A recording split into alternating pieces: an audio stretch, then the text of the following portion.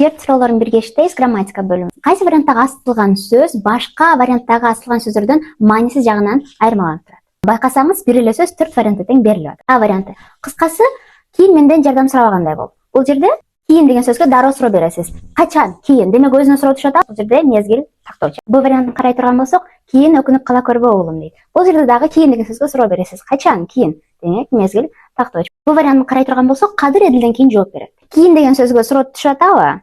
Качан жооп берет? Эдилден кийин. Демек өзүнө суроо түшкөн жок, өзү жооп боло алган жок. Бул жерде жандоош, кызматчы сөз, билесиз, кызматчы сөздөр өз алдынча суроого жооп боло албайт, өз алдынча тургандай лексикалык мааниси жок, сүйлөм мүчөсүн билетин аткара албайт. Г варианты: кийин менен сартканда бул китепти кайра окуйм. Кийин деген сөзгө суроо берсеңиз, качан? Кийин, демек мезгил тактооч болуп келип атат. Айырмаланган вариантты тапкыла деп атабы? Демек А, Б, Г варианты мезгил тактооч болуп атат, В вариантындагы астылган сөз бул жандооч болуп атат. Демек туура жооп В. Видео пайдалуу болгон болсо, жүрөкчөнү кызартып, бөлүшүп сактап алыңыз. Кийинки сабактарыбыз өткөрүп жүрүш үчүн катталып алыңыз.